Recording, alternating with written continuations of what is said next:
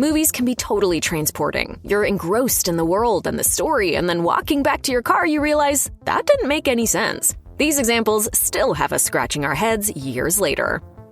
Alien Covenant's big plot twist at the end comes with the reveal that it's actually the nefarious David aboard the ill-fated Covenant, not his kinder synthetic brother Walter. In order for David to effectively fool the surviving crew, he must assume Walter's identity completely, and that includes cutting off his hair and one of his hands. Walter notably lost his own hand while protecting Daniels earlier in the film, but something about that doesn't completely add up. When Walter and David duke it out on the surface of the planet, we learn that Walter's been built with self-healing technology, allowing him to recover from being fatally stabbed in the neck. So if he can recover from mortal injuries in minutes, why can't he heal a dismembered limb over the course of the film? Sure, regrowing a hand is probably tough, but so is coming back from the dead.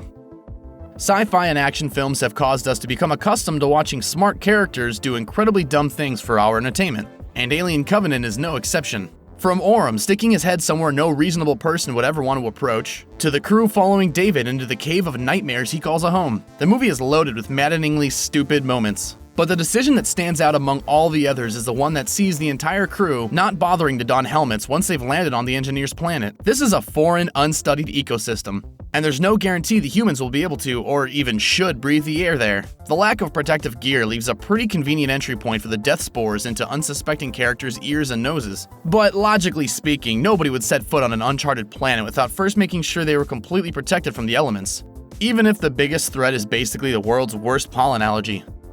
It's very clearly established in Aliens that the Queen lays the eggs. Both very simple and very gross. But the overcomplicated explanations for the creature's beginnings, first introduced in Prometheus, are further built upon here. Alien Covenant reveals it was actually David who created them in the first place, Dr. Frankenstein style. 10 years in isolation makes a man do weird things with eggs.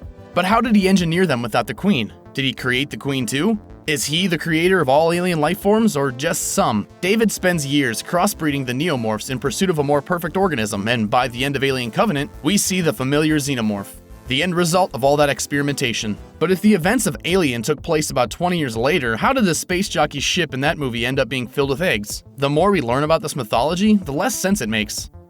The catalyst for Alien Covenant's ongoing nightmare is an energy surge, which forces the ship's crew out of hypersleep early. Unfortunately, not everybody makes it out of their sleep pods in time, and Captain Jacob Branson catches on fire and dies. Oh, you're not feeling good? I'm just burning up.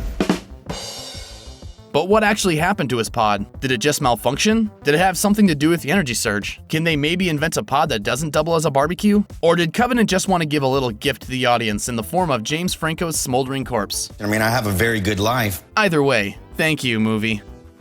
While Dr. Eileen Andrews transports Kong to Antarctica, there's another human subplot where Madison tries to get more information about Apex from a conspiracy theorist podcast host named Bernie. Bernie has gone to great lengths to ensure his identity doesn't get out to the masses, but Madison is able to get some clues about who he is by going to his website? After about 10 seconds of research, Madison comes across an episode description where Bernie explains how he's able to avoid detection from Big Brother. For starters, it's probably not a good idea to let all of your tricks be known if you really want to stay hidden. Secondly, there are two words that allow Madison to find him, namely Chinatown and bleach. So, what does she do? She and her buddy Josh travel to Chinatown, where they go to various shops looking for someone who sells a lot of bleach. They find that person, and lo and behold, the teens are knocking on Bernie's door in no time. It makes sense that Bernie would want to stay hidden. After all, he's revealing dark secrets about Apex, and as a powerful corporation, they could easily have him killed if they knew who he was. But that just makes it all the weirder that it was relatively easy to find him. If two kids could figure it out, then surely a huge international company would have the resources to locate him. Back to the Kong plotline. Dr. Andrews puts together a crew to transport the Big Ape to Antarctica so that he can lead them to Hollow Earth with a potentially powerful energy source that could help in the humans' fight against the Titans. The entire time, they're worried about Godzilla finding Kong because the lizard would want to battle for supremacy over who gets to be the alpha over Earth. As expected, Godzilla does, in fact, show up, and the two have an epic battle at sea. In the process, numerous boats and planes are destroyed with a lot of lives presumably lost. After Godzilla goes away, believing Kong is dead, they call in aerial support and have a ton of helicopters come to transport Kong the rest of the way. Wait, was that an option all along? It's kind of like how people point out how in The Lord of the Rings, Frodo and Sam could have just taken the eagles to Mordor instead of walking all the way. It's a well-known fact in this universe that Godzilla likes to hang out in the oceans, so why would they put a beast that directly challenges the lizard out in the open like that? Fuel would certainly be a factor, but there must have been some kind of flight path that they could have taken that would have allowed all of the aircraft to fuel up before continuing on the quest. At the very least, it seems like an option worth pursuing before placing Kong in the worst scenario imaginable. Mortal Kombat begins at a dire moment. Outworld will invade if Earthrealm loses one more tournament. At the same time, an ancient prophecy states that Earthrealm will see new champions arise by the rise of Hanzo Hasashi's blood.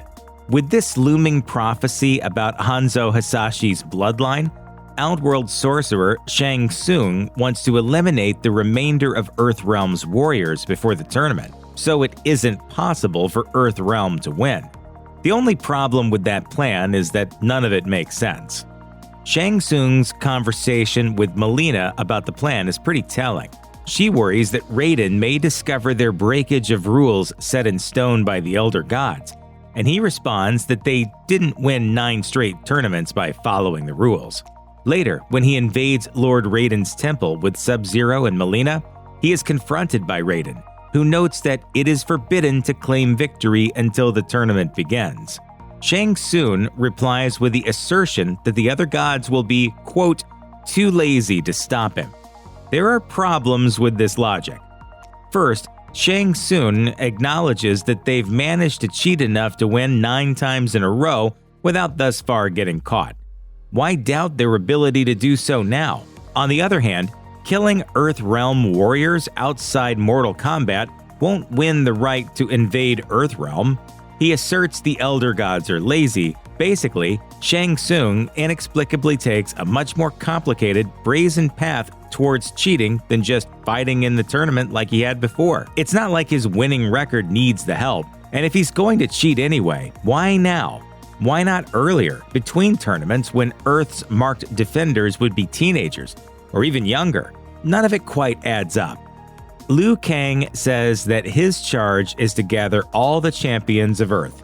The trouble is that he's extremely bad at his job. We've become aware through conversations between Sonya and Cole that she and Jax had long been aware of a number of marked champions. We are also told that many of those champions are dead, since Liu Kang notes there are not many of us with the markings left. The series of events that brings our group of champions together is due to Sub-Zero finding Cole first, bringing him, Jax, and Sonya together, but not without first almost killing Jax and Cole. Meanwhile, Cole, Sonya, and Kano make their way towards the temple of Lord Raiden, because Sonya just happens to be part of a group who has connected all these dots. And Kano happens to know the location of Lord Raiden's temple.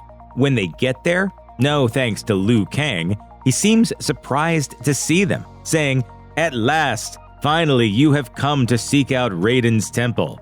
Despite the apparent urgency of needing to gather all the champions of Earth for an all-important tournament that's about a month away, Liu Kang was seemingly content to just sit around and wait on the off chance it all worked out. For someone charged with bringing together Earthrealm's champions, at no point did Liu Kang find, bring, or train any champions. Meanwhile, other marked champions seem to be dying all the time, and we have no evidence he intervened at any point to gather or protect them.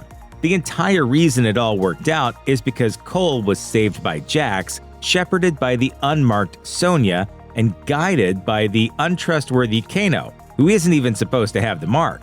So if Liu Kang really is supposed to be gathering the heroes of Earthrealm, he's absolutely and completely terrible at it.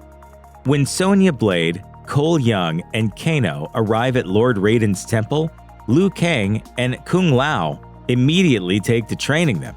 Cole, Kano, and Jax each have the Dragon Mark. With Jax recovering from his minor arm injury, The more experienced warriors take to training Cole and Kano. The issue? Kano from the get-go is a rough, disrespectful, power-hungry narcissist with a criminal background. They train him with the rest of the warriors until they discover his arcana, and he easily becomes persuaded by Shang Tsung's forces with the promise of more power. He compromises the defenses of Lord Raiden's temple and engages the heroes in combat with the arcana they helped him attain. Here's the complication with training anyone who enters the temple. Warriors can absolutely change sides and betray Earthrealm with their powers, helping Outworld's conquest of the realm. With a small number of fighters, losing one to the other side is a pretty big change in the balance of forces. Why then train literally anyone as soon as they enter, especially if they seem like a shady character? When Sonya Blade meets Cole, the first thing she wants to know is if he has the Dragon Mark. When she, Cole, and Kano arrive at Lord Raiden's temple, they're reminded repeatedly how important the marking is. Raiden reinforces to Cole how, without his arcana, which one needs the mark to get, he's really of no use to the fight. Liu Kang repeatedly reiterates how you're a liability without being chosen and having your arcana. Melina even refuses to kill Sonya because, without the mark, she has no value in the scheme of the struggle between realms. With all this in mind, why is Sonya even there? She's a great character and a pivotal part of the plot, but in terms of the story, it doesn't make sense. She's led into Raiden's temple, and though Kung Lao does forbid her from actively training with the others, she's still basically involved with the entirety of the conflict with Shang Tsung. She's even pulled by Raiden into his void to prepare for the team's final battle plan, which happens before she duels Kano, kills him, and finally gains the mark. Given the rules that are continually reinforced and the strict messaging that people without arcana are a liability, Sonya's deep involvement with Raiden's group of warriors makes no sense. When Cole meets Sonya, they have one strange guest tied to a chair, Kano. Sonya explains that he had just been caught after killing the fate-chosen champion they'd previously been looking for, thus securing a mark for himself. At this point, Jax had already gained a dragon mark, but Sonya had not. Regardless, Sonya knows through her research the importance of the marks for signifying Earth's champion defenders in the Mortal Kombat tournament, and that the tournament is pivotal in protecting Earthrealm. She knows the stakes are high, that not having a mark impedes her ability to fight for Earth, and she also knows that killing a mark bearer transfers the mark to the victor. Sonya had all this knowledge while maintaining the upper hand on a criminal scumbag like Kano, who had just killed a champion of Earth. Also, at this point, Sonya isn't aware that he knows the location of Lord Raiden's temple. There is no clear reason to keep him around as a prisoner who killed one of Earth's champions, especially when the stakes are so high and he has the mark that would allow her to protect the Earth instead of him. Heroes are often written to avoid killing out of some kind of personal moral code, but this is Mortal Kombat, and Sonya's background as a soldier is a testament to her willingness to kill threats when necessary. With all of this in mind, capturing Kano rather than taking his mark was an inexplicable choice for her character to make. Moreover, had she killed him, Earth would have had one more champion against the apocalypse, and one less enemy of humanity. The new Mortal Kombat film introduces a further innovation to the MK universe, beyond the creation of Cole Young: Arcana. The dragon markings mean you're a chosen champion, and chosen champions spend the movie struggling to activate their arcana. In other words, their unique power. Arcana is unique to the individual. It can be Kano's laser eye, Liu Kang's fire powers, Cole's brass armor and weapons, or something else entirely. It's unpredictable, powerful, and woefully unclear. Liu Kang informs Kano, Cole, and Sonya of the importance of having a marking and finding your personal arcana. As he explains to everyone, if you fail to discover your inner power, you will never defeat your opponent. He even directly addresses a comment to Sonya, but it's terribly unclear why he's even talking to Sonya because she can't discover her power and doesn't have a mark. Later, Liu Kang clarifies that the fighter's inner power comes from the Arcana, and that the point of their training is to unlock that power. How does that work? Well, there's a variety of competing explanations. He first explains that they'll discover their Arcana by training in the fight pit. Later, he clarifies that the Arcana's activation must come from their soul, and whatever it is that drives them. Later still, he says that pain is the ultimate catalyst towards finding the Arcana. This all effectively means that the warrior's Arcanas all manifest in random and very individual ways, making it seem like a pointless thing to train for. Liu Kang seems entirely convinced that Arcana manifests from pain in the process of training in the pits. But that's not what activates Arcana for almost any character. Cole's emerges from his daughter's strength bracelet. If she didn't make that, would his Arcana be entirely different? Furthermore, the relationship between getting the mark and getting the Arcana is seemingly random. Liu Kang kills a child trafficker on assignment and gets his Arcana immediately in the process. Sonya gets her mark and her Arcana by killing Kano. Kano got his from his ego being wounded. Cole is born with his mark, and no fights nor dangers activate his Arcana until his family is in danger. Jax kills someone to get his mark and doesn't get Arcana until his arms are ripped off. He's supernaturally given new arms, and Sonya's endangered. Why is the emergence so randomly timed and the form so arbitrary? And why does Liu Kang think it's related to fighting when it isn't? As far as protectors of Earthrealm go, Raiden is quite inconsistent. In Hanzo Hasashi's life, Raiden doesn't intervene when Bi-Han kills him, and he allows the assassin to kill much of his family.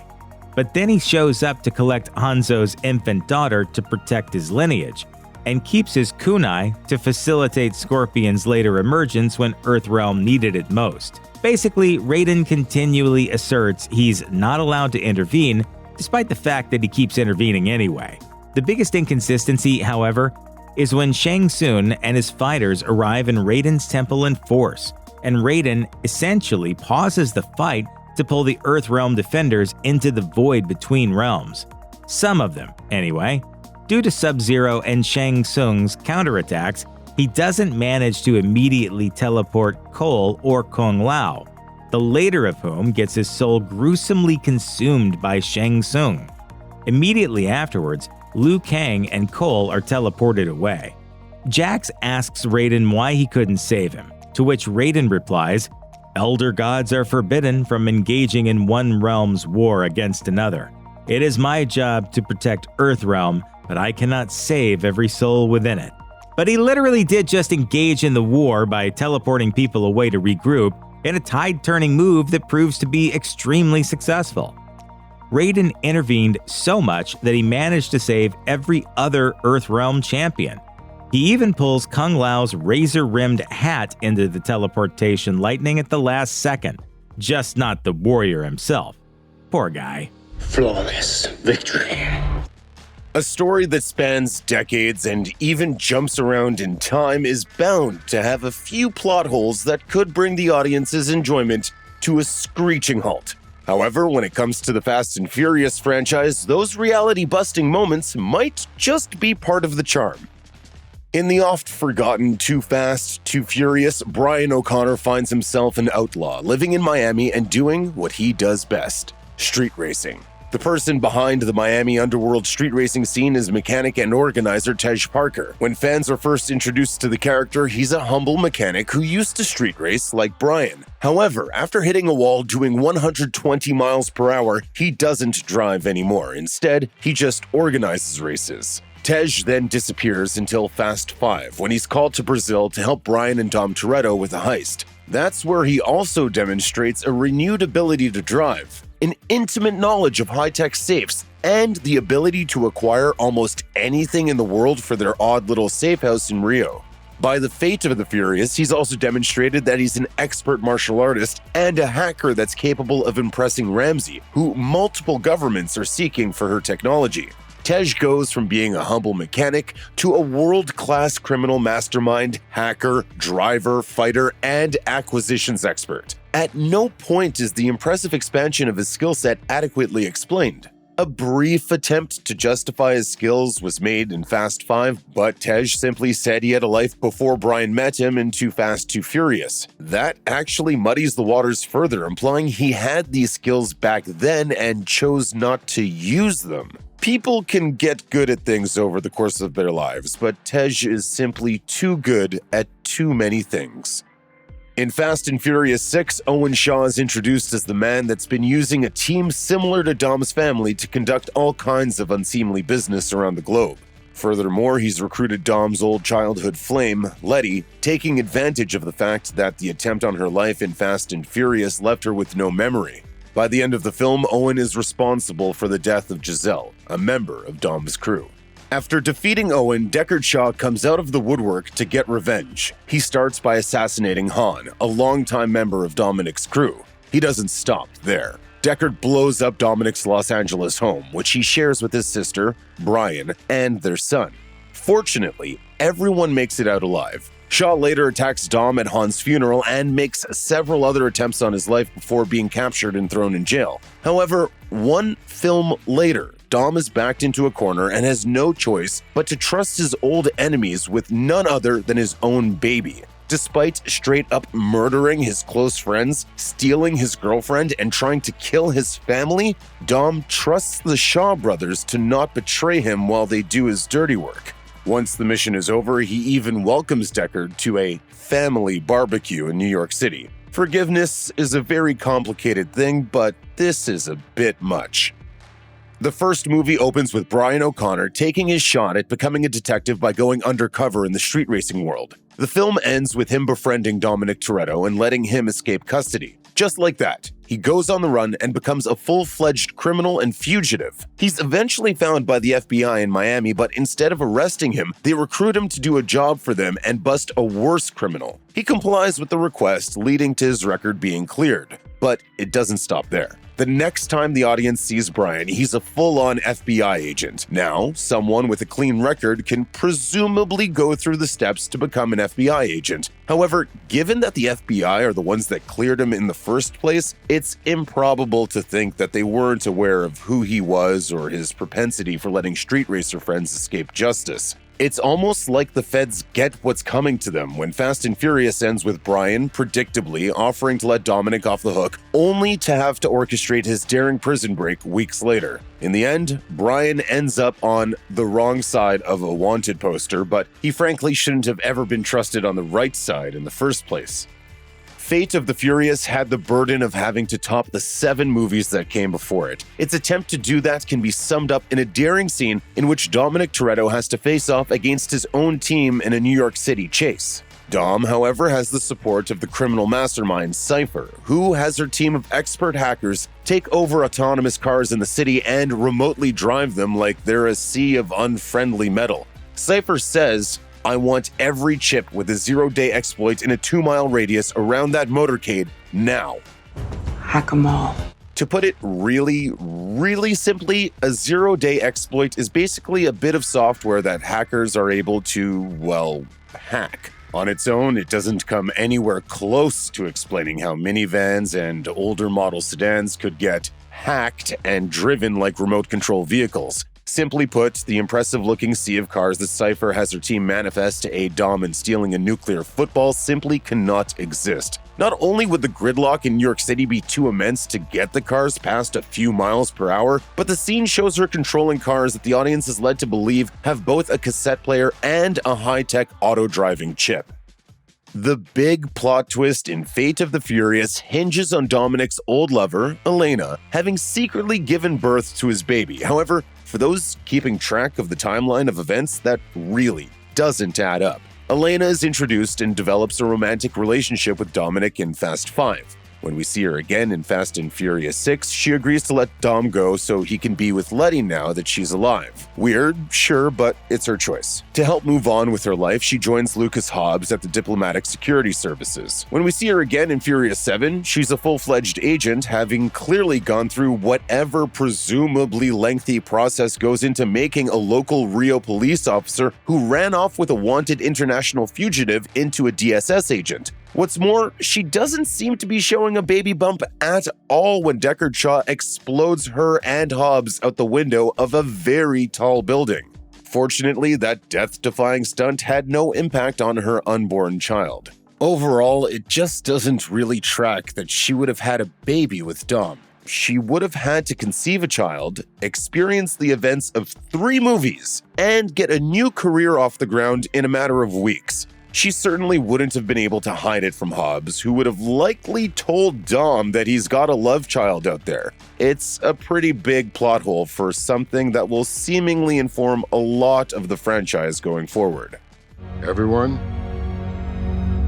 meet Brian. Anyone who watched Fast and Furious 6 was likely struck by 2 things during its climax. The first being the thrilling action, and the second being the fact that it appeared to take place on a seemingly endless runway. For those who don't know, the climactic scene sees the bad guys trying to escape in a plane with one of the good guys as their hostage. Dom's crew has to catch up in their cars and somehow find a way to ground the plane and get their friend off before it takes off. What ensues is a roughly 13-minute action sequence that's truly unlike anything that came before it. Since the movie premiered in 2013, many internet sleuths and amateur mathematicians have done their best to calculate exactly how long the runway would have to be in order to accommodate the lengthy chase. The people at Vulture factored in the car's speeds and consulted an actual pilot to tell them how fast a cargo plane like that needs to go before it can take off, and their estimate put the runway at about 28.8 miles long. The folks at the BBC, however, factored in the idea that the movie was cutting between multiple things happening at once and put its estimate at 18.37 miles long. Regardless, they both agree that the film's runway well exceeds the largest paved runway in the world, which is around 3.5 miles. Fast and the Furious reunited the original gang from the first movie and is, in many ways, the first direct sequel to the original The Fast and the Furious movie. The thing that brings Brian O'Connor and Dominic Toretto back together is the sudden and tragic death of their mutual friend, Letty. When Brian convinced Letty to be an informant to the FBI, she got involved with some bad runners. One of them, Phoenix, betrayed her and chased her down. He wrecked her car and is believed to have put a bullet in her head. Later in the movie, he tells Dom that he doesn't remember Letty's face. He couldn't. Last time I saw it, it was burning. So, apparently, there was a fire. In Fast and Furious 6, Brian goes to prison and is told by Phoenix's boss that Phoenix actually pointed his gun at the gas tank and blew up the car. First of all, a bullet to the gas tank doesn't always blow up a car in real life, but that's not the main issue. The main issue is him saying he definitely killed Letty and even saw her body burning. As fans know, Letty was blown clear of the wreckage. No bullet wounds and definitely no burns. Instead, she just has a nasty case of amnesia, which explains why she doesn't remember Giselle bringing her to the hospital where she was found and recruited by Owen Shaw. Fate of the Furious begins with Lucas Hobbs being approached by a fellow DSS agent to inform him that he needs to recruit Toretto's team for a job retrieving an EMP. He's told in no uncertain terms that this operation in Berlin is off the books. If he's caught, he will go to prison and be completely disavowed by his agency. Hobbs accepts, not knowing that Toretto had been approached by Cypher and blackmailed into betraying his team. Hobbs is arrested and sent to prison, as promised. However, despite committing a crime in Berlin and being disavowed by the DSS, he finds himself in a DSS prison, the same one that's housing Deckard Shaw.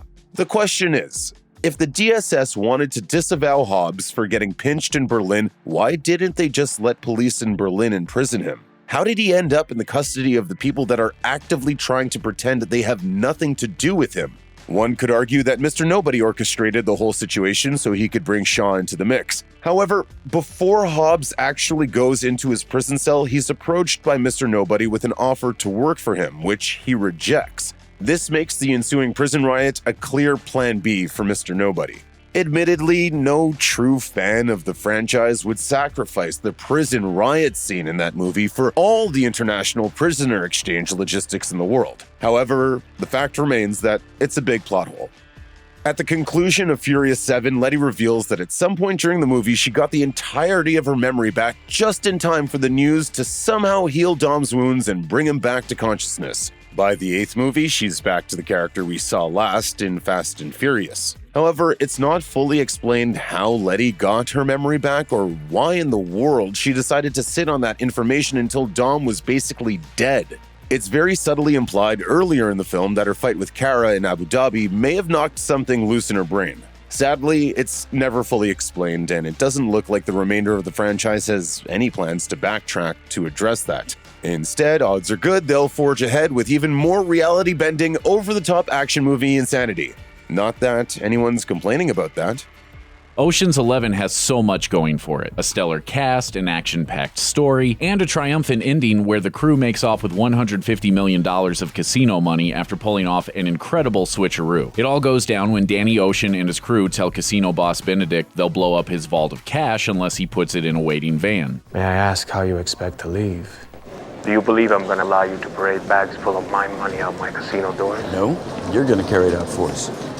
Benedict does as he's told, but hedges his bets by calling in a SWAT team and having his flunkies follow the money. And when they finally intercept the vehicle, the bags are full of X-rated flyers, and the SWAT team back at the casino is revealed to actually be Ocean and his team in disguise making off with the real loot. Great, right? That is until you stop to wonder how the fake money got in the vault in the first place. The only people who've been in there are Yin, who sneaks in via a tiny cart, and Ocean and Caldwell, who rappel down an elevator shaft. None of them have bags. Even director Steven Soderbergh just kind of shrugs it off when asked about the plot hole in the director's commentary. The bottom line? No one knows, man. Just enjoy the heist.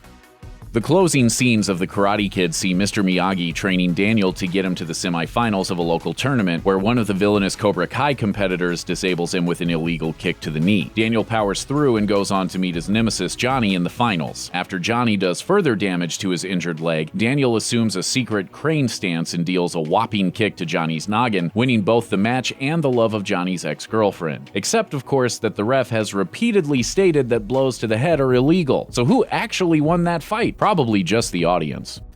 The Hangover is one of the funniest, raunchiest, wildest comedies ever. The plot centers around Phil, Stu, and Alan's attempts to track down their missing friend Doug after a night of debauchery in Vegas. After 2 days, the guys finally find Doug. It turns out that he's actually on the roof of the Mirage Hotel in which they're all staying, sunburnt but otherwise no worse for wear. After the relief wears off, we're left to wonder, how did he go unnoticed for that long? Don't casinos have crazy security and cameras everywhere, including rooftops? Besides, wouldn't Doug have tried to somehow get noticed during those long 48 hours? Seems like he could have at least yelled or something. The main gist of Interstellar's story is that the world is being plagued by a mysterious blight that destroys crops and depletes oxygen levels. The resulting food shortages and breathing problems mean all of humanity is on the brink of extinction. So NASA pulls together a team to head off on an intergalactic journey to find new inhabitable planets. We're not meant to save the world. We're meant to leave it. Along the way, Coop, the pilot who accepts the assignment to lead the mission, gets hurled around the galaxy, at one point ending up in a black hole where he can communicate with his daughter Murph through a tesseract behind her bookcase, and doesn't get back home until she's an old woman. Make sense? Well, sort of. Time and space do crazy things. But you know what else is problematic? The fact that even before Coop heads off to the Gargantua galaxy, it's revealed that the technology to artificially grow crops on other planets already exists. So why not just grow them on Earth? It's such a big plot hole that the movie's novelization actually addresses it. The blight got into the biodomes too. Whoops. John Carpenter's Halloween is a horror classic that spawned an entire franchise. It's a perfect example of the slasher genre that became so popular in the 1970s and 80s. Even today, people still wear Michael Myers' infamous mask on Halloween. In the world of horror movies, the mask has become iconic. Even if you've never seen the film, you've probably seen the mask. Oddly enough, a mistake involving the mask creates a plot hole within the original film. Michael is seen wearing it several times before someone actually breaks into a hardware store and steals some masks, along with a couple other items on every serial killer's shopping list. All they took was some Halloween mask, a rope, and a couple of knives. The mysterious thief is clearly supposed to be Michael, but the timeline is backward. It might make sense if there were actually two killers running around wearing the same mask, but that is definitely not the narrative of Halloween. This could have been easily remedied by including the incident in the hardware store before Michael was ever shown wearing the mask, but for some reason, the filmmakers didn't think this was necessary. In the 1986 remake of The Fly, rogue scientist Seth Brundle believes he has invented a way for humans to teleport between locations. He hopes that his 2 telepods will make this possible, and he thinks that he's getting very close to victory. However, they're not perfect just yet. He tests them out with a baboon that results in the animal being turned inside out. Somehow, he's confident enough to try teleporting himself. Unfortunately, his experiment goes horribly wrong. A fly slips into the telepod during the experiment. Over the following days, he realizes that his DNA has merged with the insect, and Brundle is rapidly transforming into a bizarre new hybrid. I'm becoming Brundle Fly. So, if multiple organisms enter the telepod together, they can merge into one. But this explanation doesn't actually hold up under scrutiny. Technically, the telepod would be full of invisible bacteria as well. So if the machine had the power to combine the DNA of multiple living creatures, Brundle should have become some sort of human-fly-bacteria hybrid. He would transform into an even stranger creature than he becomes in the film's final act. In 2003, horror fans saw Jason face off against Freddy Krueger from the Nightmare on Elm Street franchise in the film Freddy vs. Jason. As the two battle it out, Freddy uses Jason's biggest weakness against him, water. Supposedly, Jason is terrified of water because of what happened to him at Crystal Lake as a child. So you are afraid of something after all, huh? But this left longtime fans confused. In the original Friday the 13th movie, audiences see Jason in the lake. He's no stranger to the water, and in later films, Jason finds himself in heavy rain and lakes more than once. It just doesn't seem likely that Jason suddenly developed an intense fear of water when he came face to face with Freddy. There's one particular scene in the Lost World Jurassic Park that still causes debate decades after the movie's release. Towards the end of the film, the SS Venture crashes into a dock while transporting a captured T-Rex. It's quickly revealed that all the crew members have been killed. It's implied that the T-Rex on the ship was responsible for the carnage. However, the T-Rex is still contained in the cargo hold, and the ship hasn't sustained any major damage, not even the control room, where the crew was killed. There's really no satisfactory explanation for it within the film. However, there is one popular theory. Some fans believe that velociraptors were able to board the ship and kill the crew. Also, a raptor is small enough to realistically fit into the control room. So this explanation makes more sense than a giant T-Rex squeezing in. But in the final cut of the film, nothing was added to fill that gap in the narrative, and viewers were left wondering how a murderous T-Rex managed to let itself out of a cage, slay a ship full of people, and then cleverly lock itself back in. Life, finds a way. In Signs, aliens invade Earth, but as it turns out, they have a specific weakness that makes them relatively easy to defeat. After his home is infiltrated, Graham Hess tries to protect his family from the invaders with little success. It looks like the end is near, until his brother Merrill hits an alien with a baseball bat and knocks it against a glass of water. Surprisingly, the liquid burns its skin, and they realize that water is fatal to the aliens. Here's the problem. If these aliens were really allergic to water, they would have perished shortly after entering Earth's atmosphere because, as anyone with a basic understanding of science knows, water vapor is present in the air. We can't help but wonder if all of their ships landed in areas without any rainfall or high humidity. Plus, shouldn't an advanced civilization capable of space travel have realized that Earth mostly consists of something that is deadly to them? The twist at the end can be shocking when you're caught up in the excitement of the story, but only if you don't think about it too hard. It's also odd that this revelation was actually discussed earlier in the film. I heard a theory that they don't like places near water. You'd think that everyone would be prepared to take on the aliens with buckets of water and squirt guns, but of course, that would have been a very different movie.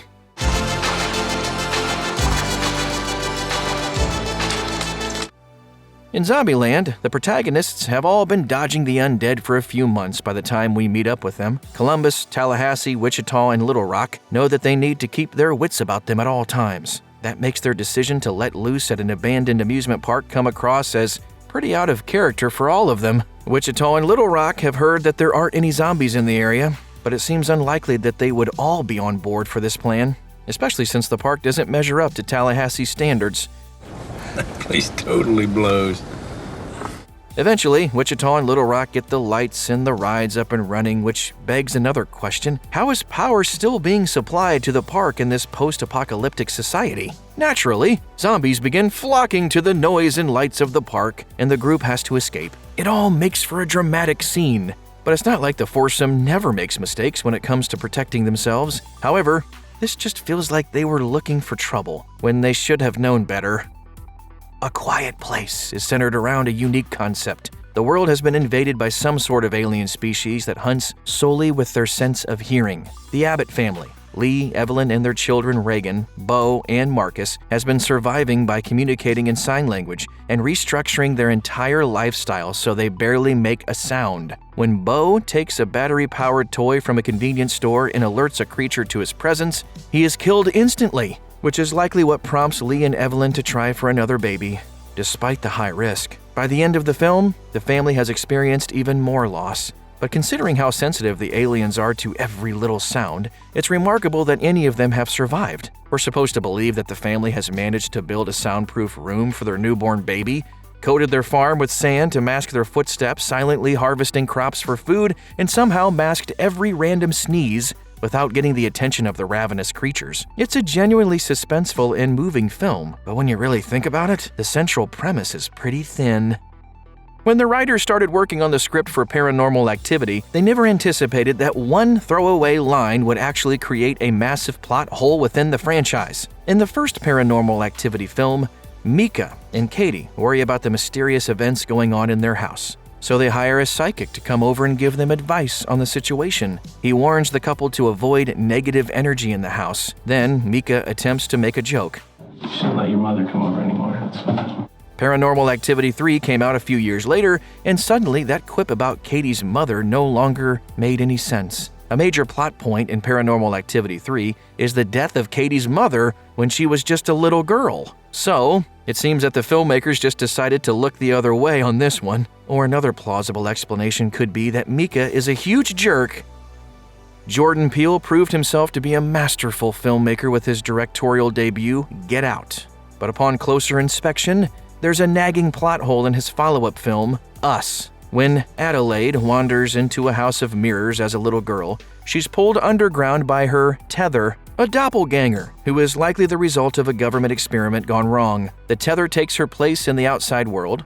Adelaide, however, suffers in a labyrinth full of other tethers who are forced to mimic the lives of their counterparts above ground. The real Adelaide eventually decides to lead a rebellion. She organizes the tethers and plans for them to go above ground, kill off their doubles, and start a revolution. When they rise above, the tethers are all wearing red jumpsuits and carrying gold scissors. It definitely makes for some striking visuals. But how did they get the materials or funds to create the uniforms? It's a massive operation, and the film never gives viewers a logical explanation about it.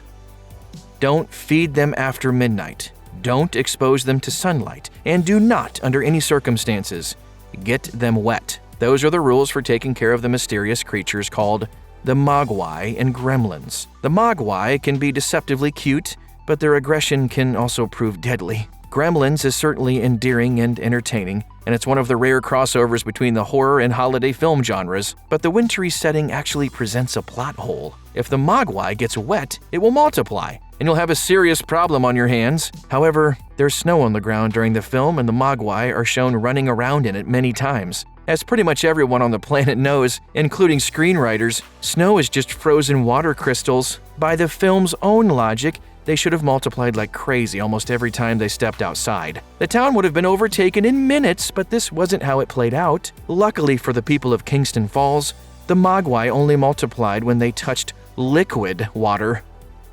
I Am Legend follows virologist Robert Neville as he struggles to survive in the ruins of Manhattan after a devastating virus sweeps across the nation. The disease has killed most of the world's population and turned a small percentage of people into violent zombies. When the film begins, Neville only has his German Shepherd Sam for companionship. He spends his days trying to discover a cure for the virus and attempting to contact any remaining survivors through a radio broadcast. One day, the unthinkable finally happens. Neville meets two other survivors, Anna and Ethan have driven to New York from Maryland after hearing Neville's broadcast. There's only one small problem with that explanation. It simply isn't possible, at least not in the theatrical version of the movie. After the virus started spreading, Manhattan was completely quarantined, and all the bridges leading to the island were destroyed. As a result, there is no way that Anna could have just driven to Manhattan to find Neville. While it's cleared up in the film's alternate version that not every bridge was destroyed, the theatrical cut still leaves us with questions.